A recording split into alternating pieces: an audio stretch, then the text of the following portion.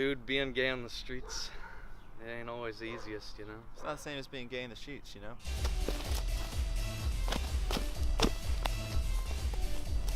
Well, it started, I saw some people doing it at the Tutti Frutti, and I just thought, I like the way that they're, you know, the energy and the fingers that moved just everything about it. I learned most of my moves from this guy over here. Dude, voguing, people got the wrong idea about voguing. It's not just a dance style, man. It's a way of life. Like, and it's ours, and we invented it. You want to get your body moving, and just move it, like, and yeah, like, you gotta contort, and like, but you gotta be quick about it, like. I'm the den mother, house mother. He is. I take care of everyone. Yeah. You're my little pride and joy there, aren't you? Yeah, beautiful, and yeah, it's a cool place. It's like a home, you know. I can like poop and pee in there, and I can also eat. He can always go home to his own home though, because he's not gay and he hasn't been kicked out of anywhere. It's tough out here on the streets. It's so hard. I had to break in and steal some sardines from my parents' house and eat them with little toothpicks. That's what you gotta do. You're out here grifting. You're out here dumpster diving. You're out here begging, man. Yesterday I got bit by a dog. He got bit by a dog. I watched it happen. Nothing fun out here on the streets. I got a friend down on these railroad tracks, sleeping under the bars. And sometimes I do it too, but sometimes I go back home, but then I come back out. Because we always got a place to stay at home, man, but it just ain't enough. It ain't enough. It sucks. Do you see these streets out here? These streets that we call our home. These are the streets. These are pain streets. Welcome, Pollute Brain TV, Season 2, Episode 2. Today we're talking about two things. We're talking about Paris is Burning, which is nothing burns in this movie. Nothing does. Yeah. Very misleading title. It's a documentary from the 1980s about the drag ball scene in New York City. It is also not a sequel to Paris, Texas. It is not. No, sadly. But we're also going to be talking about Oscar nominations and our predictions, because I guess we're just fucking sellouts now. Complete sellouts. But first, two announcements for you guys. This episode, as with the last one, is available on Spotify and on SoundCloud in the audio format. So if you like that kind of thing, if you prefer audio podcasts, check it out. It's also on chatterbait.com and LiveLeak. And Pornhub. And what else do we got for them, Nathan? We have, for anyone that wants to talk, check out our Discord. We have a Discord. You can send us whatever you want. Just know we're random, average people. You can send us whatever you want. You can put your own spin on the show. Yeah, man. Tell us about your dying mom. Yeah, there you please go. do. We're here for therapy. you. Seriously, recommend us movies to talk about. Recommend albums that we listen to. Send us memes, anything you want to do. We are there. We are there for you. Enjoying it. And we're there for us as well. You know, send elbow pictures. I don't care. He doesn't. I don't judge. I kind of care. It doesn't bother me. Not even a little bit. I know what you do with those elbow pics. Okay. I'm making a suit out of them. Let's get into it. Boom. Paris is Burning, guys. Paris is Burning. It was great. I liked it. Experience. I was a little disappointed by the lack of Paris burning.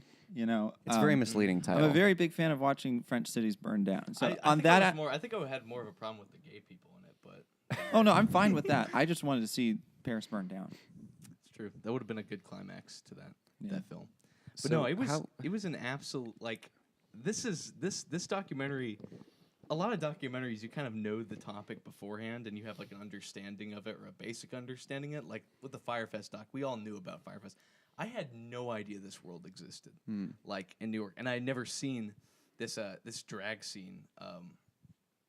I never even knew it existed. And do you want to give us some information on? Yeah, I mean, so what it is a very deep dive into this drag scene, because it's a lot of gay, Latino, and black people, gay and transgender people in New York in the 1980s. And it's a culture that had been around since the 60s. It had been flourishing, you know? And what it was kind of an escape for these people who were poor, maybe living on the streets. A lot of them were working as prostitutes or as drug dealers, but this was their escape. This was what they did in the weekends to have fun and where they could kind of be themselves. And they would rent out these ballrooms and just do these big, crazy, great events where it was competitions where you dress up in drag or you dress up in a themed outfit and you have judges judge you on that. And all of your friends are there. And it's just really, it's fascinating because the movie was shot over 6 years in the 1980s, and it just is a really great look into the culture. And it's so specific. It has that the quality that a lot of great documentaries have, that it's just that specific, you know? For sure. It's done really well to where you're getting you're getting a lot of scenes from the ball, and you're also getting a lot of the people that are involved in that ball outside of it. And you get a look into what their lives are like and why they're doing it and why they're so attracted to doing this ball and why they love doing it. And there's a really just great. There are so many different perspectives in this documentary that are given to you. Because it's a series of just great interviews mixed with great footage of the balls and of the streets, and it's just really well put together. And it does a really good job of, there's no narration, nothing like that.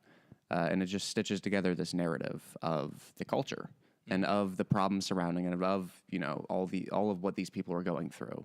And it just is, it's really a celebration of these balls. It's great. So we were talking last week about the Firefest documentaries, and we were talking about a lot of the problems with modern documentary filmmaking. I think this is a great example of the way documentaries should be made, of this kind of style of filmmaking that's, you know, it's gone out of fashion recently. No, and there wasn't like any intent to develop a narrative from the get-go, and you can tell that was kind of the clue. Even when they started filming, Jennie started filming this as like a student film. That's what she said initially, right? She was just kind of, she started with footage that was not intended at all to be in a doc, at least from what she said, was not intended to end up being a documentary. So it was something that, it was a glimpse that was had, and then, oh, there's something here, and let's document this, rather than being like, let's try to put something together to like fit this. It was like actually in the mix when they filmed it. I really liked how all the characters in the story, they were the ones telling it. We didn't have to have any narrator who was going through explaining it to everybody. Which And, you get a lot of in a lot of the modern documentaries, is usually you have the person, the perspective, the straight man to it, and it's just, it gets in the way. It's not needed, and this is proof of that. That is not a needed thing. Whenever they expanded, whenever any of the characters in this, whenever they expanded on what they thought about that world and stuff, it was always from their eyes. It was never from an external point of view. Right. There's a great sense of objectivity to this, which is And remarkable. it's induction rather than deduction, because so many documentaries now work on the basis of deduction, of going in with a hypothesis and going in with an idea about what it's about. But no, like you said, this is just, it gathered everything it could and then stitched it together. And that's the way it should be done, I think. It's funny how some of the most like insightful documentaries, I feel like, come out of like a completely non-academic space, like more approach to it. Because I always think of that like pompous academic being like, we need to go in there and you find their cells and study them and understand them, you know. And it's like it's always a very strange, you know, attitude. To have. There's no white man carrying a clipboard around. Yeah, you know what I mean. They've It's always not got a good. clipboard. They don't really use it, but it'll be there. Yeah. And you can talk about the fact that the director is white and not a part of the scene. But again, when it is documentary filmmaking, the director is not in charge. No. There's a great old saying, I think it's Alfred Hitchcock, where in narrative filmmaking, the director is God. In documentary filmmaking, God is the director. And this is that. I mean, a little Hitchcock for you. Alfred Hitchcock. Say what you want about him. He knows a thing or two about making movies. Do I just look like a fucking idiot bringing up a Hitchcock quote here? But I like how much we talk about documentaries on the show, and we can compare this to a lot of the other ones we talked about. Like, because we had our episode on Decline of Western Civilization, which I think was made very much like this. Right.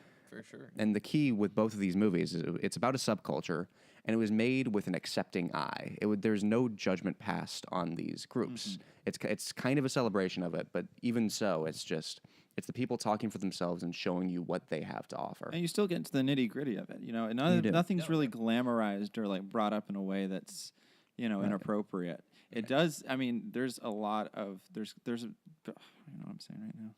I mean, the subjects are honest, I think, is what you're trying to say. Yes, like, they're honest. My brain's fried. You're good. We're all tired today. Yeah, we just got done voguing out of the railroad tracks, and it was We should have done that cold. last. It was like it's like 30 degrees out there, 20 degrees. For anyone that lives up north, I know that's nothing. But I didn't know I could Vogue. I guess I can Vogue. yeah, he can't Right. Vogue. I'm telling you. Well, that brings up something interesting, which is the impact that this documentary had, where this was a huge deal, and you can see it through the rise of Willi Ninja, who then became a major dancer, a major figure because of this documentary. And you see a glimpse of that at the end because this movie does a really great thing where at the end it's almost like it's years later than most of what else was filmed, and it's kind of a reflection back on it. And you get Willi Ninja after having been in music videos and doing all this talk about where this culture has gone. But then you get the bad. You get one of the stars of it was killed, of course. And a lot of the people who are in this movie have since died of AIDS-related illnesses, and there's tragedy, but it's just, I don't know, it's interesting. I've never seen a documentary do that. It's interesting to see people come out of that world completely successful, and some people just left from time, and that's really something that I feel like that's a benefit to having that time lapse in a documentary, is because you're really gonna get something that couldn't be made, right there. It's like the old saying goes, they couldn't make Paris is Burning nowadays because everybody would just say, wait a minute, this is Paris is Burning. This came out in 1990. Jesus Christ. Kolin made the same exact joke about Blazing Saddles not 2 minutes before we hit record. I want you to know. One of the things that I thought was really interesting about the documentary was there was that one guy that was talking about some people steal their clothing and some people actually afford it. And he said, you can tell when somebody stole their clothing as opposed to... but there's a lot of really interesting just dialogue that happens between the characters about the state of fashion at that time and what it meant to have status and what it meant to Well, and it's a little bit of a commentary on New York, or on the '80s sense of fashion and of that kind of mass consumerism and all these designer clothes, and it's interesting because it's the balls in a way are a commentary on that culture. Because it's these people who are not a part of it, acting like they are, and part of it is that they want to be like that. But there's also a little bit of a critique there somewhere, I think. I mean, but it was interesting to see that because you can tell it. I feel like some of the sense of the characters was that there was an element of like, "Fuck you guys" sort of thing. But a lot of them, some of them, there was somebody who even said, "This isn't satire. This isn't ironic. This isn't that." And I thought it was funny that there almost felt like there was a conflicting. Everyone had a reason of being there, but it was also everyone still was very individual about their thoughts and approach to it. It's really interesting. It's just such a well-made documentary. Yeah. So many threads like that, and it takes all the street footage from New York in the '80s too. It contextualizes it really well, I think. I think that was my favorite part, was watching all the just raw footage of the streets in the '80s and just seeing like life from a from a bottom up point of view. I thought that was just remarkable. It's like why I really enjoyed those. There was a YouTube video I recommended recently. That's you guys have probably seen. It's like the 80s gas station. Yeah, outside in Orlando. of Orlando. It's just people. Disney World. It's people in a gas station talking in the 80s. Just and hanging out. somebody's just filming, and it's like it's strange because, it's just even that time frame in the culture there is like what? Just a weird record of the time. Yeah, absolutely. That brings me to something we were discussing earlier: is genuinity, something that I think is sorely lacking, and that has sort of there's sort of weird vehicles for it. Recently, documentary film, a lot of them, it's been pivoting towards sincerity, and which is different than genuinity. I think. And so one of the things we've been seeing recently, as we're all aware, is Little Debbie's on Twitter. This is your fucking segue. Talking about. I was so waiting. You got it. What other talking points do we got? We're sorry about this episode, guys. Interesting little fact, and this could even be a segue.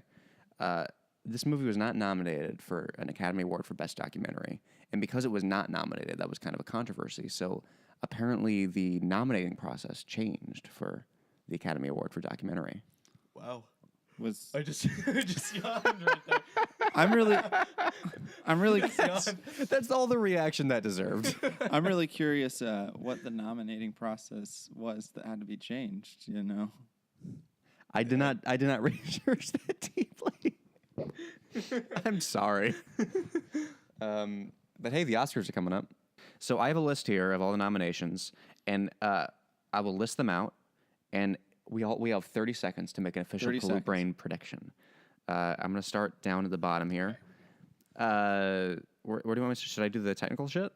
No, I'll do. All right. All right, I'm gonna get the timer. Ow! I'm gonna get the timer out. Getting the timer out. He's got the timer. Okay, hold on. Jesus. Come on, Colin. I'm trying. This is a massive production we're doing right now. See, it's all an allegory. This is about how painful it is to be in the closet. Sometimes you just gotta stretch. You gotta let it. Sometimes you gotta Gotta go let it through the loose. Just trouble. stopwatch. It'll be easier. No, this is actually gonna be easier because I can lap it. Okay. All right, ready? guys. All right. Here we go. Production design: Black Panther, First Man, The Favorite, Mary Poppins Returns, Roma. Roma. Roma? You think so? For production design? Yes. Or actually, no. I meant The Favorite. It's a period piece and it has white people. That's true. I would say I would like And to say the Black other Panther. productions were marginally more I'm difficult. gonna say Black Panther as well. Really? Yeah, I'm 'cause I saying The think- Favorite. Because I think Black Panther's not going to really get anything else. I think that I don't think it's gonna get anything at all. you really. No.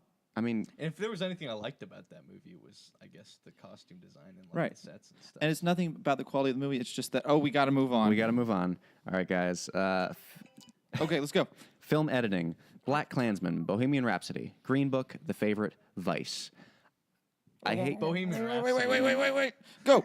I really hate to say it, but I think Vice is going to win this Bohemian one. Rhapsody. Is this sound editing? So, film editing. Film editing, yeah. Bohemian Rhapsody is going to win. Really? Why?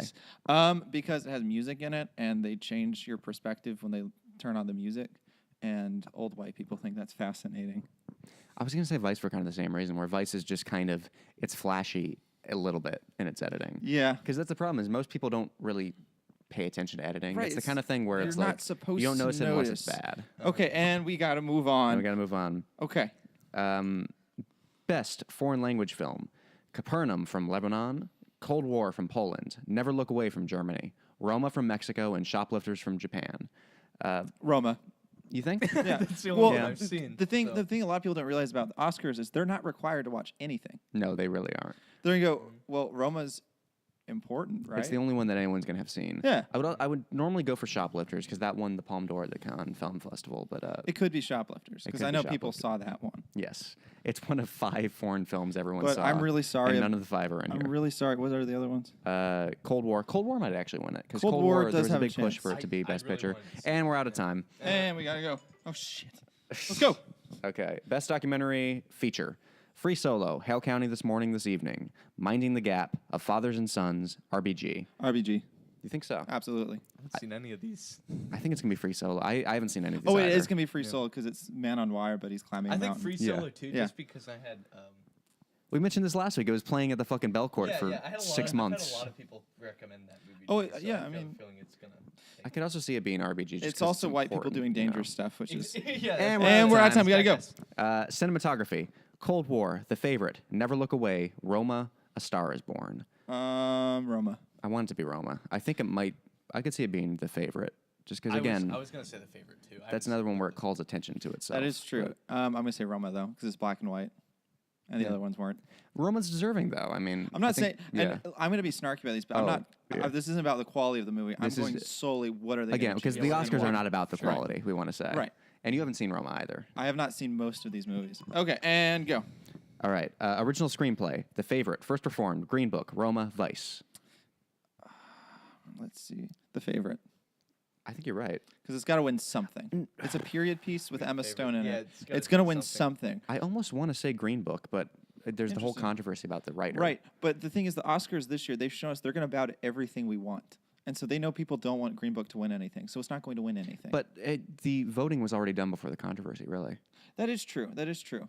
But yeah, let's not we're move out on. of time. Fucking insane. Adapted screenplay: The Ballad of Buster Scruggs, Black Klansman, Can You Ever Forgive Me, If Beale Street Could Talk, A Star Is Born. I'm going to say either Beale Street or A Star Yeah, I Is was gonna Born. say Beale Street. But I'd say Beale Street or Buster. No, Buster Scruggs doesn't have a chance. Never no, mind. Buster Scruggs won't. Because they've already won before. So they're going to say, they've already got one. We never got to talk about that movie, but we loved that movie. Yeah. Right. So we got to talk about who's going to win, though. We have 5 Who's gonna seconds. win? Beale Street. Beale Street. Fuck it. That And time we came in with good time. Yes. All right, animated feature: Incredibles 2, Isle of Dogs, we can Mirai, stop right there. You've already got Ralph. the Disney one, so it's going to be Incredibles too. Ralph Breaks the Internet, Spider-Man Into the Spider-Verse. Yeah, I here's don't know, the... though. Spider-Verse has a chance, I think. Spider-Verse I think it has a chance, I strong think so. chance. No chance. I think it chance. absolutely Really? does. They didn't see Spider-Verse. That's true. They didn't watch Well, it. no, that was a oh, success. That was a commercial Well, success. it was a great movie, but they didn't. Did they watch it? My question is it not? I think they would have watched They it. watched The Incredibles 2. We know that, but did they watch Spider-Verse? I'll make it clear that I like The Incredibles 2 a lot. Yeah, I liked it too, so it's gonna win because it's Disney Pixar. Yeah. You know, it's. We're out And of we gotta time. move on. Director, Spike Lee for Black Klansman. Pavel Pavlo. I'm not even gonna say it for Cold War. Yorgos Lanthimos. Pawlowski. Yorgos Lanthimos for The Favorite. Alfonso Cuarón for Roma, and Adam McKay for Vice. It's not gonna be Adam McKay. I'm gonna say Spike Lee because they want to give him something. I'm saying Alfonso Cuarón. I don't think they'll. Yeah, I don't think. I think that's going to be the one where they give him an Oscar break because he's going to win a bunch of Oscars this year. Alfonso is. But I think this is going to be where they throw out. Because I could see if Roma doesn't win Best Picture, this is where it could win. But it's going to win Best Picture. Okay, we got to move on. Okay. Supporting actress, Amy Adams in Vice, Marina del Tavira in Roma, Regina King in If Beale Street Could Talk, Emma Stone in The Favorite, and Rachel Weisz in The Favorite. It will not be Emma Stone. It will not be Rachel Weisz. I would like for Emma Stone to win it, but she will not. She's already. I think she's one of those actresses. She's going to win one Oscar, and they're going to. I think it's going to be one of them from The Favorite. Really? I don't. feel like it is. I'm going to say Beale Street.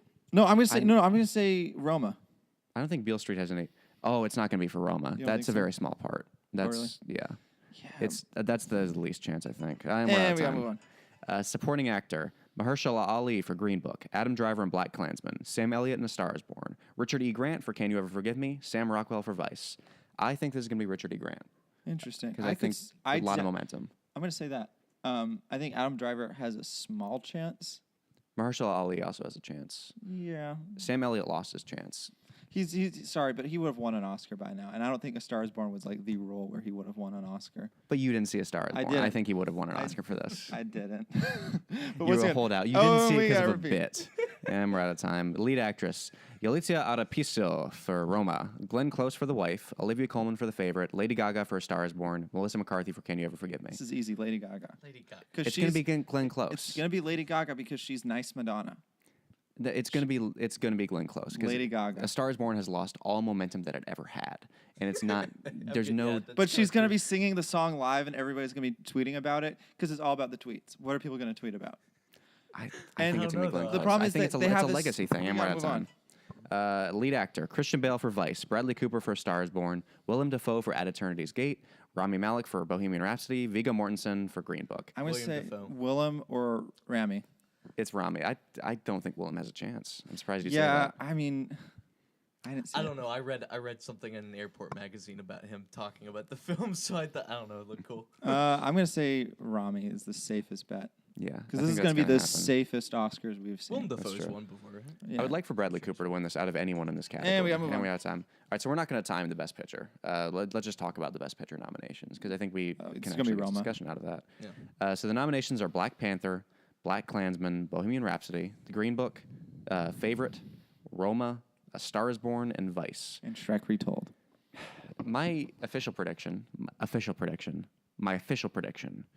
is Bohemian Rhapsody, and I really am sad about I that. want that to happen. Yeah. So Not we need- because I haven't seen it, but it's just the sheer like shit of Bohemian Rhapsody. Just how bad it was. Fuck. Well, I didn't see it, and I can't say how.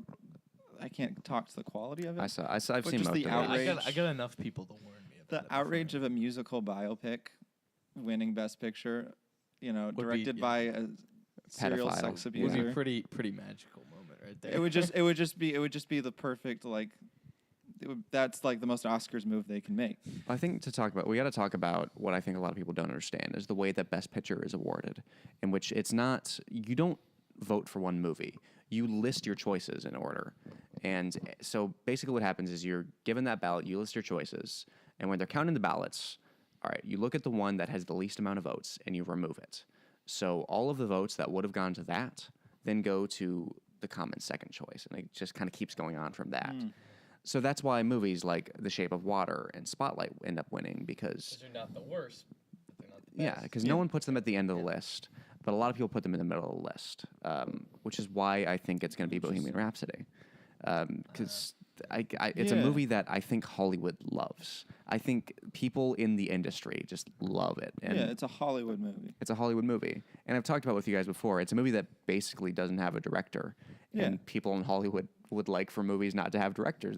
It's an anti-auteur movie. So so I also I am going to disagree. I do think Roma's going to win because I hope Roma's going to win. I don't see it as That would be the best bet. They obviously vote, but also like it's a TV production. Like you can't forget the Oscars. It's not like this big institutional thing. It's a TV production. It's what are people going to watch? What's going to get them to respect it enough to watch it next year and to tweet good things about it for the sponsors.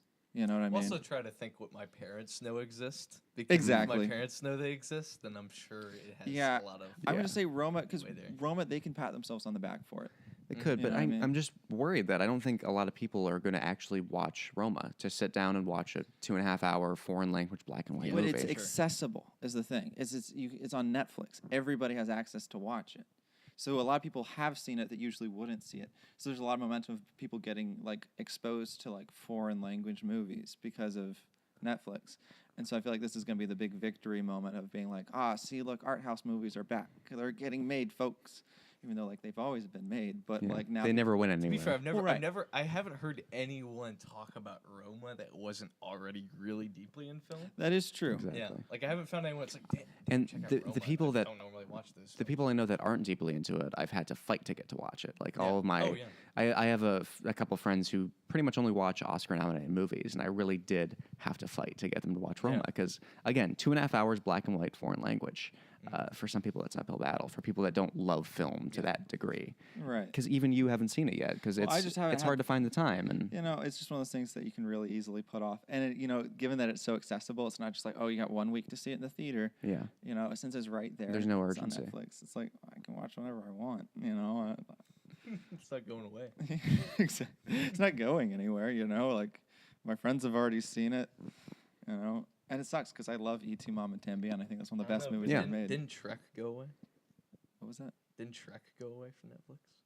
That is true. that's true. See, nothing ever. But it's a stays the Netflix, same. but they own the rights to it, is the thing. Oh, you're right. So I don't think Yeah, you're right. They wouldn't. take it's going to be there a while at least. And by the time it's gone, there's going to be another movie that I have to procrastinate watching. So let's wrap this up. What do we think has a chance other than those two? Because I Um, think Green Book has a definite chance. Yeah. And I think Black Panther has a chance. What about A Star Is Born? Not anymore. That's the safest movie in years, I think. It's a reboot. Everybody's seen it before. Even if you haven't seen it, you've seen it. Like, you know what's going to happen. Like, I could probably give you the plot of the movie without even seeing it. I don't think you could though. Okay, so This is A gets Star into Is a Born. big So it fight starts that out we have. and We Brad- don't have time for all right, this. so The- Bradley Cooper No. is drunk and he's sad and he's a musician, but nobody likes him. But then he meets Lady Gaga and she's a struggling musician and she's like insecure. She's like, oh, but people won't like me because I'm not famous. And he's like, well, I'm going to make you famous. And then everybody loves her. She's super famous, but they kind of start drifting away a little bit towards the end. And there's like some mentorship problems with Bradley Cooper, and then he has like an absent father figure. And then there's lots of drinking, and then he kills himself. But then she like lives on and succeeds. Yeah, that's kind of the movie. Yeah. So, fuck me. Damn it. I don't think it has a chance though. I don't think it has any chance anymore. Yeah. I mean, It's a really good movie, by the way. I wouldn't say it's one of my favorites this year, but I like it.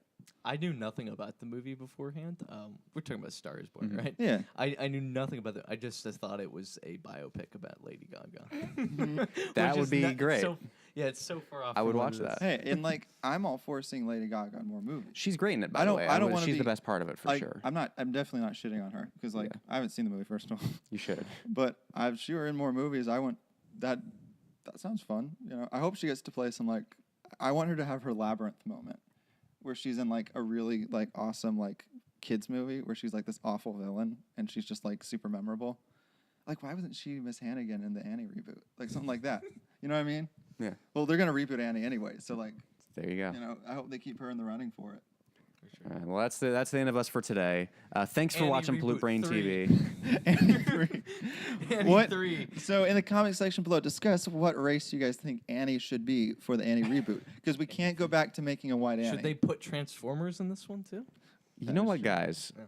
I'm thinking, let's say fuck it. Fuck it. Fuck it. Let's host a ball. Let's host a ball. Let's have a kiki. Let's go do it. Come on, guys. Let's do it.